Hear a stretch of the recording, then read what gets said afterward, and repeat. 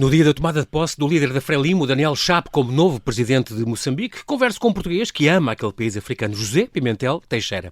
Antropólogo e investigador académico do Centro Universitário, viveu lá 18 anos, em que foi edito cultural na Embaixada Portuguesa, diretor interino do Centro Cultural Franco-Moçambicano. Foi também membro de missões internacionais de observação eleitoral e consultor em projetos de desenvolvimento. De regresso, considera-se um retornado pós-colonial, como ele diz, e como bloguista e cronista inveterado, traz-nos uma compilação de textos, torna a viagem 97 crónicas, que são memórias em edição de autor. Hoje, de coração nas mãos, vem falar também e comentar este que chama o momento mais complicado da história de Moçambique desde o final da Guerra Civil. Olá, José, e bem-ajas por ter aceitado este meu convite. Bem-ajas e bem-vindo à Rádio Observador.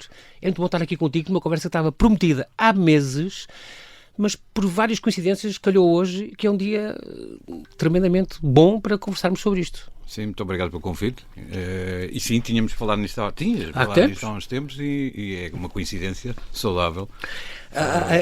Antes disso, tu eras o Zezé nos Olivais, no Liceu, eras muito famoso, as pessoas gostavam muito de ti, tinhas esta alcunha. Manafá, porquê? Como é que tu descobriste o Manafá? Chegou-me aos ouvidos que eu tinha muitos amigos nos Olivais também. Vamos lá ver uma coisa. Isso de gostarem muito de mim quando era jovem não será bem verdade. Era um bocado introvertido e aliás, continua a ser. Eu sou um tímido, portanto extrovertido para combater a timidez. A timidez natural. É figura típica, não é? Cresce e depois sai da casca, mas tem lá a timidez do fundo. Sim, fui Manafá, foi uma coisa terrível, mas posso explicar. O Manafá era um central guineense da Académica. Okay. Quando a Académica era académico, acho eu, portanto isso já foi nos anos 70. Okay. E o Manafá jogava muito mal, porque era aqueles pontapé para a frente, não sei o quê. E eu mudei de turma, pá. E quando mudei de turma, de um ano para o outro, mudei de turma. Isto nos seus Olivais? Nos Viveiros, que agora se chama essa de Queiroz, mas sim, eram os Viveiros como ainda é. Que eu fui fundador, portanto, sou um dos da primeira leva daquela escola que tinha um chão vermelho com um pó que depois foi retirado do chão porque aquilo era cancerígeno, etc. Coisas de outros tempos, não é? Mas independentemente disso, chamavam Manafá, pá, porque como mudei de turma, entrei na outra turma onde os gajos jogavam a bola e achavam que eu não jogava nada. E depois eu lá consegui jogar. Também era assim. E depois lá consegui. Não, porque eu jogava, era um playmaker, depois passei a jogar a bola e lá, mas o Manafá já lá estava e portanto ficou. Colou-se. Durante algum tempo. Depois passei a Bonanza, mais tarde. Bonanza? Também por causa do futebol. Porque na altura já fumava tabaco e outras coisas. E, portanto, passei a recuar, deixei de jogar no meio campo e recuei para a defesa central, ali nos pelados e no cimento. E assumi, qual avatar, a figura de um grande jogador de Sporting, que era um ano mais velho do que eu, chamado Pedro Venâncio, que tinha chegado Portanto, fui Venâncio para aí durante 2 jogos. Claro que ao terceiro já era o Bonanza. E assim fiquei, os meus grandes amigos, 1 ou 2 da altura, nós ainda somos todos os amigos desta altura, ainda me chamam Bonanza por causa do osso. Que sim. Por causa do osso. O osso, sim. Mas o osso era o gorducho. Mas eu era assim também. Pronto, não era exatamente um obeso, mas sempre fui barrigudinho. E burro, talvez, não é? Tu vives... Não, burro não tens nada pelo que estas crónicas revelam. Então tens um escritor fantasma que escreveu as crónicas, José, porque estão muito boas, a sério. A ver se alguém as compra, então. Não, claro que sim, já vamos divulgar isto. Tu entretanto, vives entre Palmela e Lisboa, é verdade? Entre cá e lá? É um cá e lá, porquê? Porque eu tenho um grande amigo, Mano, no fundo, um colega da universidade e meu amigo, que vive numa quinta, que é a quinta dele, em Palmela. E quando eu voltei, cometi um erro, que foi, meti-me a fazer um doutoramento, que é uma ação que se deve ser feita em determinado momento na vida e não mais tarde. E para escrever comecei lá para casa. Lá para a quinta, ele tem várias casas na quinta, portanto acolhi-me lá a escrever. Depois fui para Bruxelas, tomar conta da minha filha, fui au pair durante um ano e quando voltei para lá para tentar acabar, de facto não, voltei para lá quando nos confinámos. Fui para lá confinar, nunca esquecerei. Ele e outro amigo com a sua família que viviam lá, já estavam confinados. E abriram a casa para eu ir para lá com a minha filha, que vinha de Leamington, de Warwick, onde estava a estudar, e eles abriram, já estavam fechados para aí 10 dias antes de haver o confinamento, e tudo carregado, várias pessoas carregadas com doenças, e fiquei lá, fui ficando lá, e portanto parte do tempo estou em Palmela, à espera de que a vida passe, e outra parte estou aqui. Tu, de facto, tenho que dizer, antes de falarmos do doutoramento, que tu tens este fascínio por antropologia social, foi tu tiraste no ISCTE. Porquê a antropologia? Só essa coisa curiosa. Porquê esta coisa social? Porquê o estudar o povo, os outros, a pessoa, os povos, os costumes? Porquê que isto te atrai? Foi bem isso. Assim, como é que isto apareceu? Diletância. Porque eu fui estudar Direito. Ok, não sabia. O meu avô era juiz, eu fui, enfim, tendo ir para as letras e não para as ciências como o meu pai queria. O meu pai era engenheiro, engenheiro de barragens, eletrotécnico. Que sim. Quis-me puxar para ali, mas eu fui para o outro lado e, com todo o apoio, evidentemente, e fui para Direito. Tive uma longa carreira de estudante de Direito, 1 mês e meio, e ao fim de um mês tinha percebido que aquilo não era para mim, que a Faculdade de Direito de Lisboa era catastrófica. Eles dirão o contrário, mas faziam interrogatórios diários nas subturmas, os professores, os lentes lá de cima falavam, havia um professor Rui de Albuquerque que falava, perorava, e as pessoas liam as suas sebentas linha a linha, era verdade, era uma coisa terrível. Fugi para a sociologia. Tiveste o Martínez e aqueles famosos, o Soares Martínez não, eu tive 1 mês e meio, pá. Também, então não sei se será uma excelente universidade, uma excelente faculdade, grandes pessoas. Isto aqui na cidade universitária? Aqui, sim, que só via na altura, a nova abriu depois. Sim. Isto foi em 82. Passou-te rápido, então?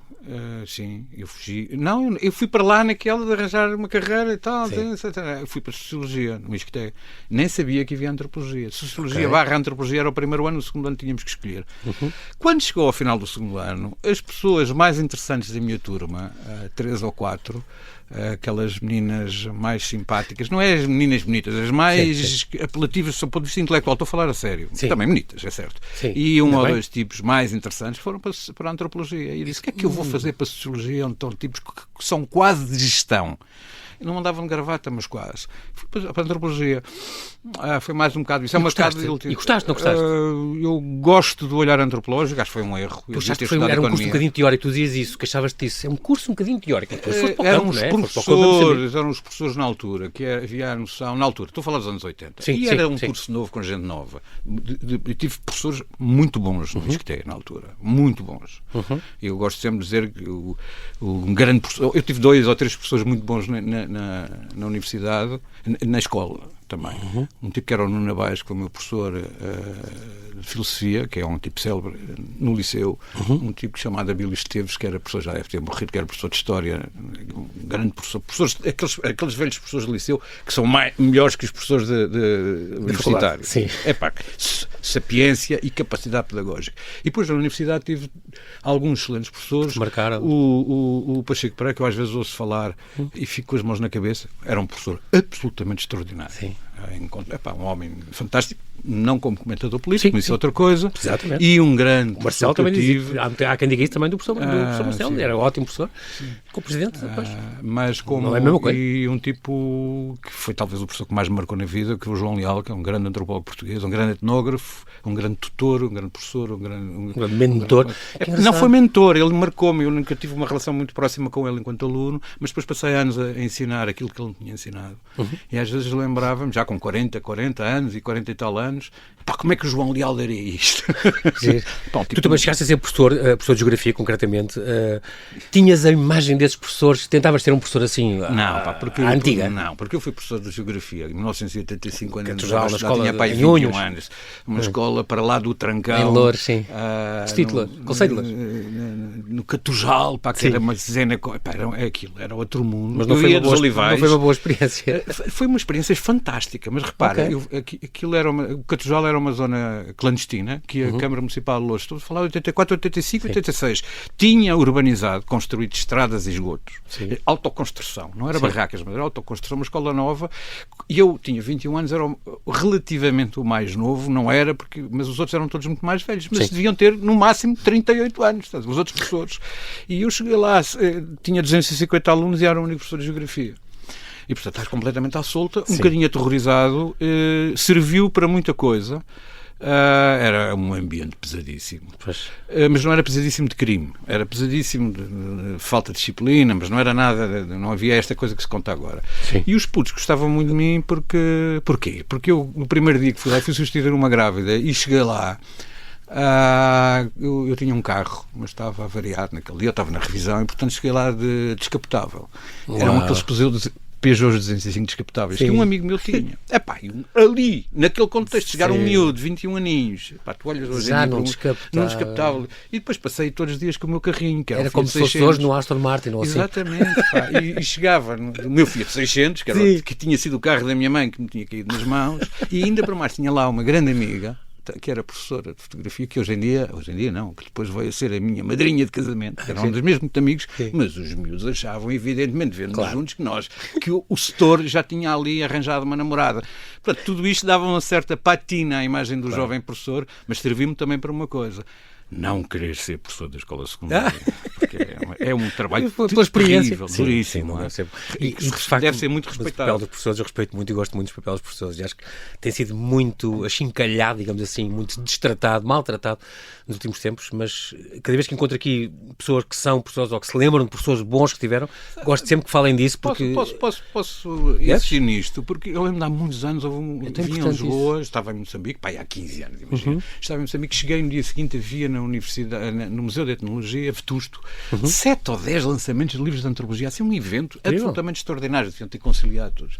Então fui lá, deviam lá estar os antropólogos todos portugueses, mais as respectivas famílias, os autores, as famílias, os amigos, aquilo. Depois foi tudo almoçar, jantar, tudo não, mas um grupo enorme jantar, tudo professores universitários ou pretendentes a professores universitários. Eu na altura também era professor universitário, e foi tudo a almoçar para um restaurante que eu desconhecia e que nunca mais voltei, que é no Estádio do Restelo, que se calhar tu conheces. Uma grande mesa, não sei o quê, e eu fiquei lá num canto e estávamos ali, eu tinha acabado de chegar de Maputo a falar, tudo a falar, e todos, tu conheces muitos professores universitários? Alguns, não muitos. Sim, junta 3 ou 4 e o ambiente fica insuportável. Ficam, são todos, ou quase todos, sozinhos, isoladamente. É isso. Agora, e depois ficam todos com a importância e todos trabalham imenso. É a carreira que mais trabalha. E todos têm reuniões importantíssimas. E, ai meu Deus, eu este ano e tu, no meio disso? Tenho 11 horas de trabalho diário. Eu só posso ter 9. Diário não, semanal. Claro. Ai, tenho reuniões. E os projetos. A mim irrita-me, porque eu digo já, deixa eu fazer parênteses. Eu em Maputo tinha várias disciplinas, eu realmente mudava sempre a bibliografia, tinha várias disciplinas, cheguei a dar aulas em 3 universidades ao mesmo tempo, não para ser turbo, mas porque havia falta de quadros. Mondlane, uma delas? Na Mondlane, sempre, e depois noutras duas, ou às vezes em duas. Mesmo na Mondlane dava aulas às 7, depois da manhã, depois ao meio-dia, depois à noite, no pós-laboral. Tinha centenas de alunos, trabalhava como um louco. Tinha reuniões também, tínhamos seminários, organizava seminários, tínhamos aqui, depois chegava a casa, exausto, porque ainda para mais, estás a ver o que é dar aulas de um lado para o outro, com 32 graus, mas de grande umidade. Eu chegava a tosser a t-shirt e a pingar água, o polo, a cair água e dizer aos alunos: eu peço desculpa, minhas senhoras, vocês um branco, gordo, barbudo, todo transpirado, isto deve ser horrível. Elas riam-se, e é verdade. Mas há um ponto, é que eu chegava a casa e quem realmente tinha trabalhado muito durante o dia era a minha mulher, que era uma funcionária.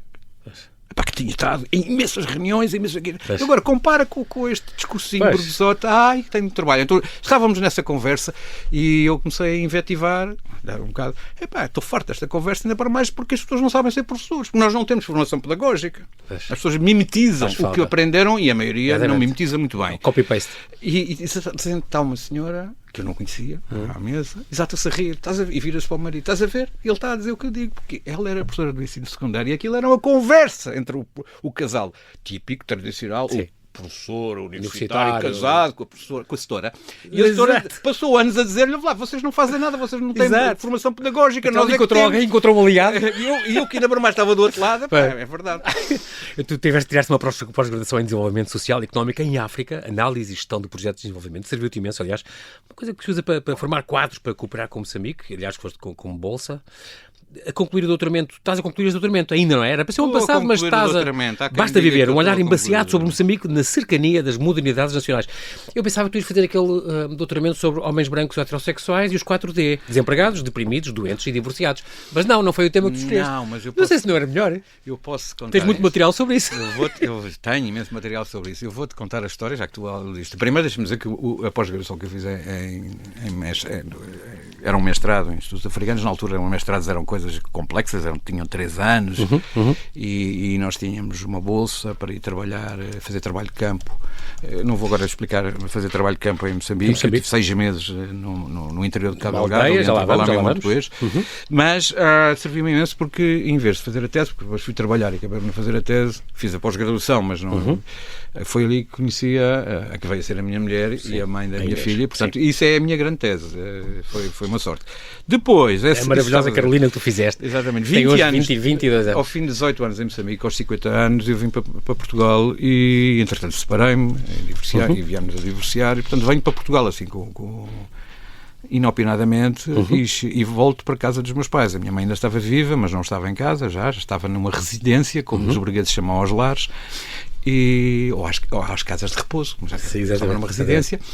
E estava muito bem, felizmente, e o meu pai já tinha morrido. Então voltei para a casa dos meus pais, fiquei ali nos Olivais, onde eu tinha crescido, eu sempre vivi até aos 25 anos nos Olivais, e passei a ir ao mesmo café que ia, aos mesmos sítios, e encontrei ainda eram aquelas arcadas e aquelas coisas. Arcadas, exatamente. Depois já era Nova Arcadas. Já eram Nova Arcadas. Um roteiro de cafés, é engraçado, porque dizem que na Europa é assim, às vezes as cidades europeias faz-te o roteiro da história conforme os cafés. O Steiner diz Jorge que a Steiner, Europa é o sítio onde há cafés. E é verdade, é engraçado. E eu insisto, não quero aduzir nada ao Steiner, quem sou eu, mas eu insisto que, atenção, são os cafés individuais, não são as cadeias, não são os Starbucks. Sim. É o café do senhor não sei quanto. Sim, exatamente.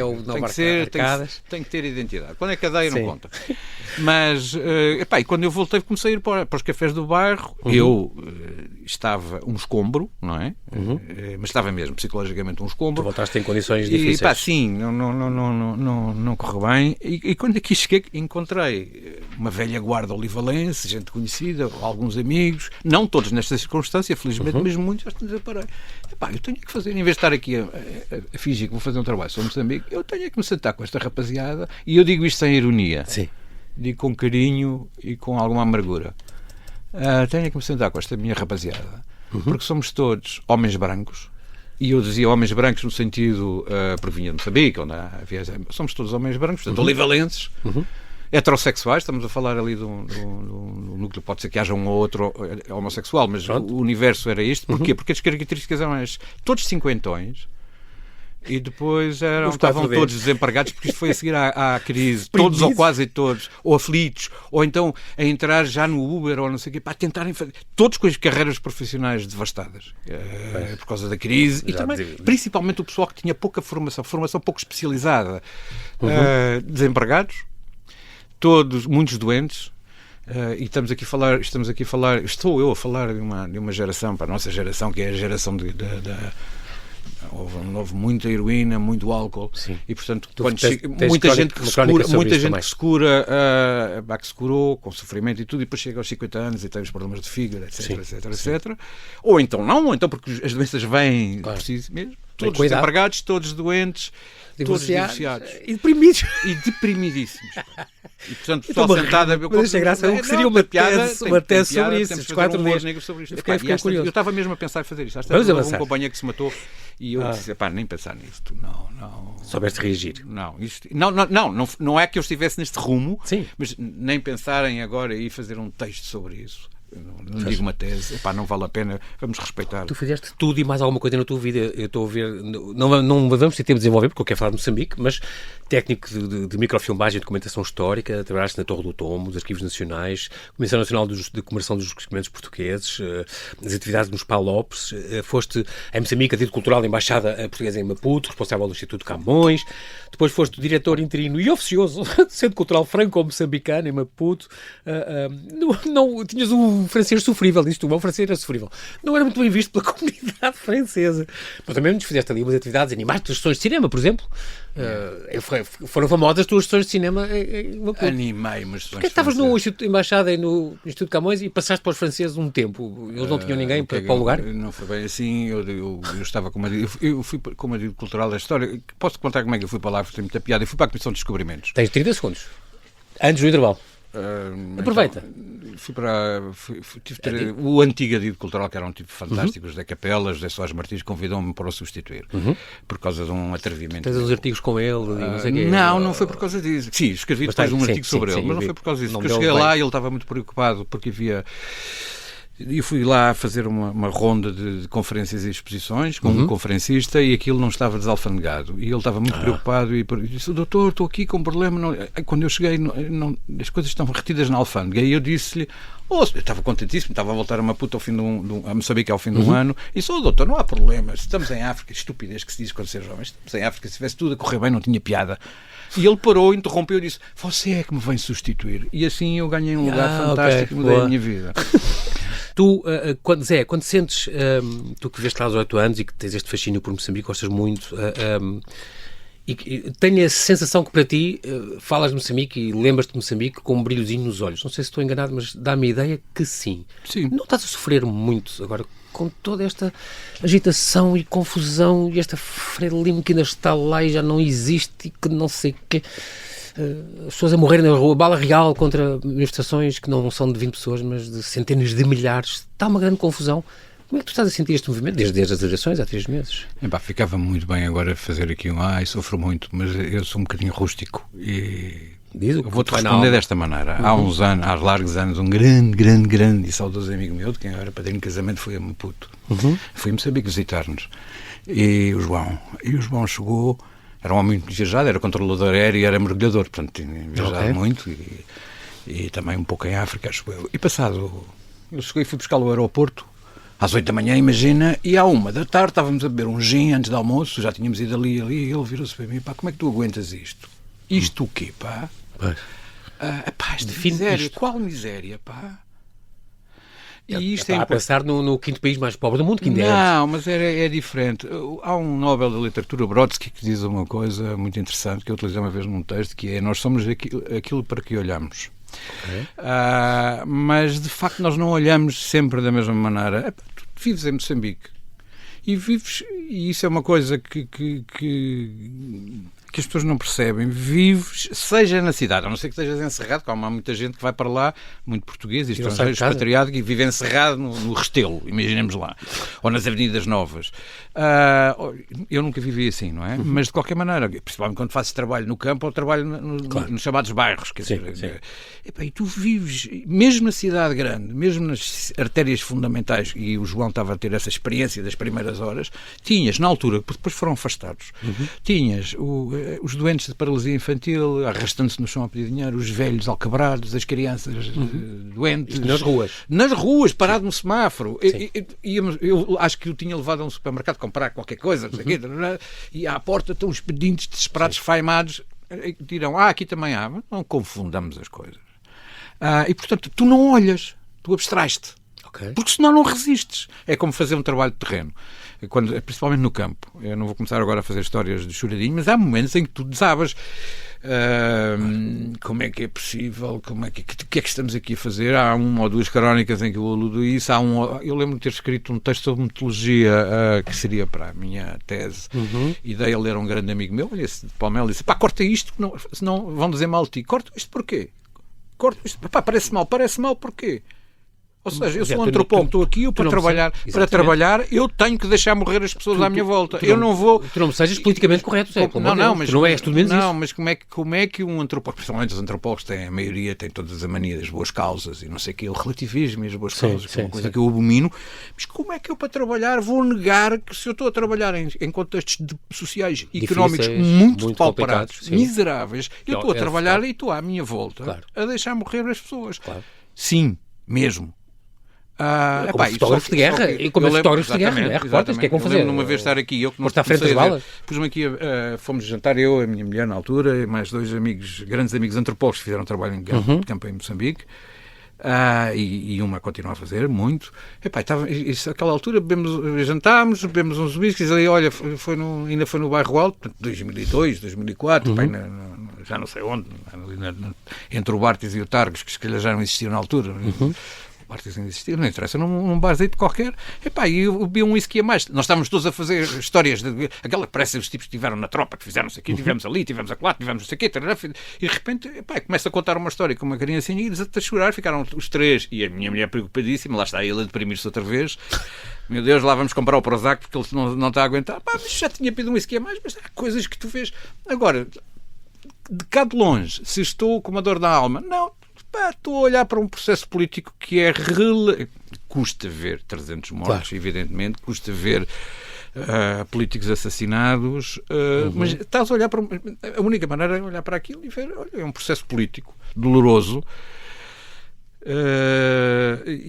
Achas, entre aspas, natural? Isto não fica bem dizer isto. Normal. Agora diz expectável, que era um termo que não se dizia quando eu era novo, estava-se à espera. Achas que há um risco de guerra civil outra vez? Não. Isso não vai tão longe. A Guerra Civil teve outros componentes. Há algumas pessoas em Maputo porque ele tem o conflito de 16 anos. Exatamente. Ele tem armas, eles têm milícias, não é um movimento inorgânico, não é apoiado por nenhuma força estrangeira, pode ter apoio de uma igreja ou de uma landrete ou de uma empresa multinacional, pode ser que sim, mas não tem as componentes políticas e de inserção internacional que tiveram outras guerras civis e a guerra civil em Moçambique. Eles dizem que não foi uma guerra civil, mas foi uma guerra civil. Tu falas dos naparamas, estes guerreiros mágicos, um bocadinho a juntar esta magia que havia com estes guerreiros que estão a reaparecer, mas não com arcos e flechas, mas agora armados à séria, desde apareceram na guerra civil. Com arcos e flechas. Era de mãos nus e de mãos... É uma prática antiga, pré-colonial. Para lutar contra a Renam. Há uns textos raríssimos que aludem a isso de administradores coloniais portugueis. Chegaram a lutar depois contra a Renam e depois contra insurgentes no Cabo Delgado. Exatamente. E depois, na Guerra Civil, são milícias populares que combatiam e que tinham efeito. São milícias populares de autodefesa que combatiam contra... De elite, quase. São populares que se mobilizaram contra as incursões de Renamo, ou contra incursões agressivas, mas fundamentalmente da Renamo na zona da Zambésia. O Manuel António foi o seu fundador, e crentes da sua invulnerabilidade, nós rimos, mas continuamos aqui com o calcanhar daqueles. Exato. E cada vez que morria um era porque tinha violado algum dos tabus necessários. Tabus é o nosso termo, necessários. Depois, acho que se chamam de concos ou nhoncos, a Renamo fez ativar também nas zonas que ocupava combatentes mágicos também, e no sul também o Miyakoto e o próprio Água Luz em Angola também fala, agora os últimos romances deles falam disto. É possível, mas eu prefiro não falar comunicavam por hoje, tambores hoje de não entrar em diálogo com eles. Não é? Ok. Estas eleições, só para dar aqui uma chega, tu dizes eleições livres, é uma pergunta, são fraudulentas há 50 anos que são controladas pelo mesmo partido? Tu assististe a algumas, tu foste observador em eleições em vários países, Sérvia, se não me engano, e pensaste assim não sei se na República Checa, e também Moçambique em 23 ou em 2014, que é? 2003, que estiveste lá também, eram umas, se não me engano, autárquicas ou... Foram as autárquicas. Mas tu já achavas isto, a gente sabia que, quando eu ouço falar das eleições em Moçambique, toda a gente me diz, mas é óbvio que são fraudulentas, sempre foram. Não, há 50 anos que o mesmo partido controla as eleições. Vamos lá ver uma coisa, as eleições em Moçambique sempre foram fraudulentas. Em 2009, eu estava em... Peço desculpa, em 1999, as eleições foram marteladas, eu estava lá, foram marteladas, as eleições presidenciais, muito provavelmente o presidente Chissano ganhou após uma manobra na votação em Nacala. Ainda bem, digo eu. Hoje dizes. Não, na altura. Agora é mais complicado, por exemplo. Eu tenho muito apreço por Chissano, toda a gente protesta comigo. Como é que é? Eu tenho muito apreço pelo presidente Chissano. E eu digo, em Moçambique, eu era um chissanista. Claro, tem defeitos, tem não sei o quê. Mas, de facto, o que é? Era um projeto de desenvolvimento. Lembras-te no tempo do Deng Xiaoping, falava-se dos capitalistas patrióticos. Ele introduziu em alguns sítios e, digamos assim, era o tempo da oligarquia patriótica. Podia haver muita corrupção, muito não sei o quê, mas havia um projeto patriótico, acho eu, mais ou menos difuso, mas o patriotismo correto tem que ser mais ou menos difuso, não é? Senão degenera em nacionalismo agressivo. Se calhar estou a ser cândido. Mas essas eleições já foram trabalhadas. E na altura a Renamo ganhou. O que é que acontece nas eleições subsequentes? Das eleições subsequentes, a Renamo nas autárquicas de vez em quando não, ganha sempre alguns conselhos municipais, algumas câmaras. Mas é género milho para os pombos? Não, ganha mesmo. Algumas ganha. Mas tu dizes ganha desde há 13 fraudulentas, anos. claro que são. E é uma expressão tua que diz, claro que há, é estrutural. Mas atenção, a Frelimo vem ganhando as eleições, porque a Renamo também foi deflacionando a capacidade de apoio, porque não ganhava, portanto as pessoas não vão votar, etc, etc, etc, etc. Eu lembro-me, até parece mal dizer isto, mas é verdade, em 2004, acho eu tinha ali nos restaurantes de Maputo, estavam tipo a trabalhar na União Europeia, na equipa de preparação da observação, não era um observador, era uma equipa que eu conhecia, tinha estado a trabalhar com ele na Bósnia, era amigo de amigos, e jantámos com ele e com o chefe da missão técnica, não é da missão política de observação, e jantámos 4 ou 5 dias antes das eleições. Passado 2 ou 3 dias do dia de votação, eu estava num restaurante com a minha mulher e com mais, e eles entraram, e o chefe, o tal chefe da missão técnica de preparação era ou espanhol ou italiano, um tipo novo. Eu perguntei-lhe desabridamente, então como é que foi isto? Não, porque ele era espanhol ou italiano, não lhe teria dito isso. Como é que foi isto? E ele riu-se e disse, roubaram tanto, mas ganharam por tanto que agora estão a tentar reduzir a quantidade. E rimos-nos todos. Para ganharem sem ser portanto. Sem ser tão escandaloso. Porque tinham ganho. Não era muito escandaloso. Exatamente, tinham ganho as eleições. Tá, portanto, esta ideia, eles nunca ganharam, não. A Frelimo é um partido histórico ancorado no país. Mas que tu dizes, como explicar-lhes que o tempo deles acabou? Acabou porque, entretanto, degenerou completamente. Tornou-se omnívoro. Não passará pela Frelimo. Tornou-se omnívoro. O futuro de Moçambique não passa pela Frelimo. Mas o que é que tu estás a dizer? O que eu estou a dizer, símbolos. Pode ser, e eu insisto muito, eu andei praticamente em turnê, fui para 4 ou 5 programas televisivos. RTP África, se pagassem, já pagava as contas da luz. Mas e o que eu digo é, o fundamental é saber se o Frelimo tem dentro de si energias para se regenerar. Se conseguir melhorar. Por exemplo, este Daniel Chapo já não é uma pessoa forte no partido. Não. Mas como tu dizes, é o mínimo denominador comum. Sim, mas agora tem o bastão. Pode ser que ganhe poder. Alguns amigos meus... Tem esperança? Que são, digamos, da área Frelimo. Repara, há muita gente que é da área Frelimo, que são os velhos da velha guarda. Com pessoas com quem eu me dei ao longo dos anos e tenho grandes amizades. E há outros tipos, até mais novos. Portanto, outra geração... Parte do grupo dos fundadores, quase. Que são Frelimo, simpatizantes um ao outro com... Eu tenho amigos muito próximos, parentesco espiritual, que são militantes e que têm menos de 15 anos do que eu, e que são da Frelimo com o mesmo espírito com que as pessoas aqui são do PS. Ou vá lá, talvez, do PSD. São difusamente, não é bem uma adesão, por um lado, algo identitária, algo ideológica, mas também já agora não faz mal nenhum sermos do partido, do clube não é? De futebol, mas sem ir aos jogos. Sim, e se fossem de cá, eram da maçonaria, se calhar também, estás a ver? Portanto, e eles dizem, o Chapo não é mau tipo, são críticos de alguns nomes que eu não vou dizer aqui, mas o Chapo não é mau tipo, dizem eles. E tem esperança. Eu acho que o povo não está com eles. Isso é outra coisa. E há interlocutor para resolver estes assuntos? Tu dizes, o governo português fez aquele comunicado michuruca, como tu dizes, veja o exemplo do comunicado dos americanos, que tem força e tem poder. Eu disse, os portugueses mas nós temos algum interlocutor, podíamos mudar alguma coisa? Nós é que somos capazes, ainda ontem dizia o Fernando Jorge Cordeiro, Portugal e a Santa Sé, que são os únicos países que têm capacidade para fazer interlocução. Não sei, deve ter informações estranhas, eu não acho que seja. Os portugueses têm uma...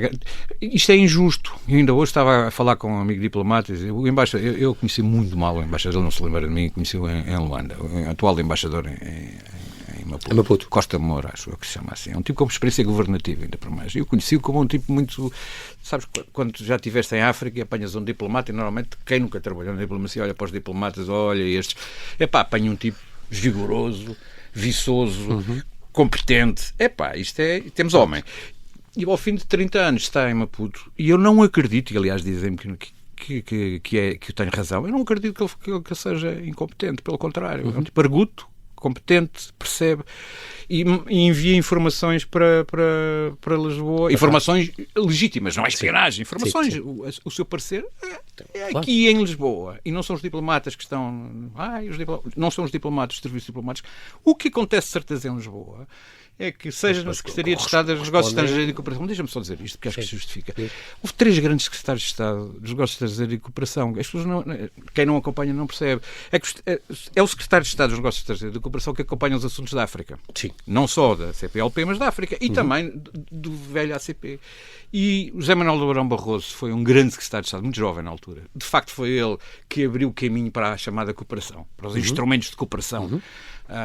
para modernizar, para tentar centralizar, aquilo nunca foi muito bom, mas ele lançou isso. E depois, já nos anos 2000, e eu ambos conheci como secretário de Estado da Cooperação, o Luís Amado, que é um político refinadíssimo. Gosto ou não se gosta do PS ou do PSD, não interessa. Político refinadíssimo, excelente secretário de Estado da Cooperação. E depois, que eu acho que até foi ele que o escolheu, o João Gomes Cravinho, que foi um excelente secretário de Estado dos Negócios Estrangeiros e Cooperação e que teve uma coroa de glória, que foi aquela cimeira União África-Europa aqui, na crise do Mugabe. E o homem dirimiu aquilo magistralmente. Depois tivemos outros que são medianos e outros medíocres. Agora não temos. Temos um tipo insistente. Quem acompanha isto diz onde é que está o snack, como dizem os diplomatas e quem trabalha na área da cooperação. Onde é que está o snack? Não há snack. O Rangel espalhou-se. Porque não tem...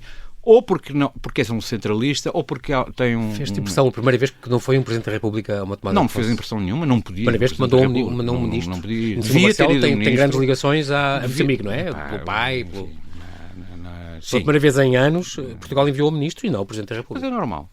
Portugal tinha que ir. O Rodrigo Saraiva, da Iniciativa Liberal, há quem diga também, ninguém. Mas ir... Como eu dizia hoje... É dar apoio a esta situação... Não, deixemos de coisas. Como eu dizia, uma coisa é... porque é preciso medidas tonitruantes. Ir um ministro dos estrangeiros à tomada de posse do Presidente do Moçambique, depois desta tradição que sempre foi, ir só um ministro dos estrangeiros é uma medida tonitruante. Se tivesse sido só o embaixador, teria sido uma medida tonitruante e tinha sido um murro na mesa. Não sei se é adequado. Se não fosse ninguém, era esganiçado. Ridículo. Sim. Quer dizer, portanto, assim era bom. E o Rangel, pronto, sofreu ali, mas o Rangel teve um grande papel como deputado, eurodeputado, com a questão do Cabo Delgado. A justiça lhe seja feita. Portanto, é fácil bater. Eu estou aqui, esse tipo deve ser do PSD. Não sou. Nem eleitor sou, mas... Gosto de que este teu livro, que já vais fazer grande publicidade, mas já podemos dizer já, Book Mundo, portanto é uma edição do autor tua, são 97 crónicas, 2/3 tem a ver com Moçambique e depois 1/3 mais a tua passagem aqui pela Europa e tudo. Já vendeste 200 e tal, que é muito bom. 212, pá. 212 é extraordinário. Sucesso. Recebeste dinheiro, tu dizes é bom receber dinheiro. Eu vou falar disso. É bom receber dinheiro porque o mundo editorial é muito aldrabão, dizes tu, hoje em dia, são 360 páginas. Tem uma série de fotografias tuas lá dentro. Gosto muito destas crónicas, sobretudo aquela do Sporting Clube de lá, que achei isto super divertido. Sporting de Moçambique, em Moçambique, os grafite com o Cristiano Ronaldo. Eu adorei isto. O Mário Coluna, que tu falas dele, a visita da Rainha Isabel, o roteiro dos cafés, mapa da Europa, a Cedia, um dos 7 pecados capitais, uma lagatana, as coisas cheias de zambés, as coisas que tu falas que nunca mais acabam, são muito interessantes, as visitas do Jorge Sampaio, do Soares e do Guterres, e do Yanes e do Durão Barroso. Esta crónica quase no fim de algemada, em que tu já foste presa à porta de casa praticamente e com esta raiva toda que tu escreves, mas é curioso porque tem vários, eu estava a contar, tem algumas fotografias tuas e tem do Miguel Valde Figueiredo, também foi um grande convidado onde tu estás, que é teu amigo, não é? E tem esta fotografia na capa linda de morrer. Isto é na Ilha de Moçambique. Isso é uma fotografia dele da Ilha de Moçambique, sim. Património da humanidade, é um dos meus sonhos conhecer aquilo, como sabes. Tu tens também uma crónica sobre...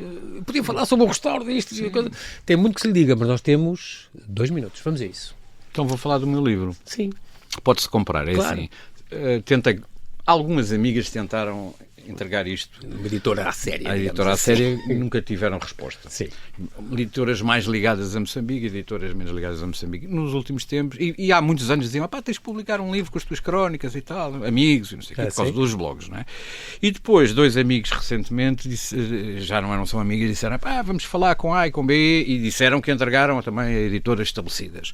E nunca ninguém respondeu. Eu uma vez, um amigo disse, manda para o meu editor, que é o Manuel Fonseca, da Guerra e Paz. Isto é da Guerra e Paz, sim. E eu digo o nome porque o Manuel Fonseca é um grande editor. Sim, e fez uma coisa excepcional. Respondeu-me, disse, li, teve ao menos gostei, humildade e educação. Mas, você vai vender 200 livros, vou perder dinheiro consigo. Já vendeste mais. Sim, mas teve essa decência que é normal, não é? Claro que sim. E todos assim. Até porque tu pegas em 3 páginas e vês logo se vale a pena ou não, ou pelo menos se não vale a pena. Logo, sim, não é? Sim. E, portanto, ele teve essa decência elegantíssima. Elegantérrimo. Mas eu vou vender 200 exemplares, portanto perco dinheiro. Ok, esqueça. E, portanto, há uns tempos um amigo meu disse, pá, não tentas estas plataformas, é uma plataforma digital. Várias, sim. E a única coisa que é Autoedição. preciso, autoedição, é a única coisa que antes os poetas faziam, mas que agora parece mal. Um amigo meu disse, fui falar com os tipos de jornal de letras para ver se falavam do teu livro, mas disseram, esse livro não está publicado. Eu não acredito, ainda vivem neste mundo. Depois queixam-se que os jornais desaparecem.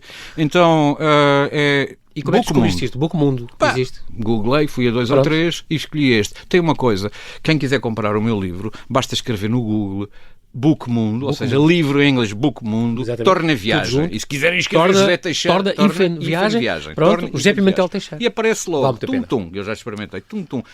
Compram, entre 3 a 5 dias úteis o livro está no endereço que mandaram. E depois dizem, eu não compro. Há pessoas que eu conheço que dizem, vocês mandam o Uber Eats, compram o Flixbus e bilhetes de avião, compram comida, roupa, etc, etc. E não compram um livro. É muito complicado. Acho que é um objeto de luxo. O podcast Mudo, o Basta Viver, um Antropólogo em Moçambique e o Palavras Sem Consequências são livros que tu tinhas previsto o ano passado e que se calhar qualquer dia também vamos ver natural, não é? Eu quero fazer... Eu interrompi porque escrevi só textos sobre Moçambique agora e depois vou fazer outro... Quero fazer um podcast mudo, que é um livro de crónicas, de opinião, não de viagem. Estas são só já hoje ficou um bocadinho aqui a tua, que foi muito importante. José Pimentel Teixeira, nós não temos mais tempo, mas quero agradecer muito esta tua disponibilidade. Esta conversa estava anunciada e que finalmente concretizámos hoje. Foi muito bom. Vamos voltar a falar com certeza mais vezes sobre Moçambique, tem muito que se lhe diga. De facto é um país apaixonante e oxalá tudo corra bem com eles, vamos ver o futuro. De qualquer modo, muito obrigado por teres vindo, José. Eu agradeço. Muito obrigado. Boa sorte.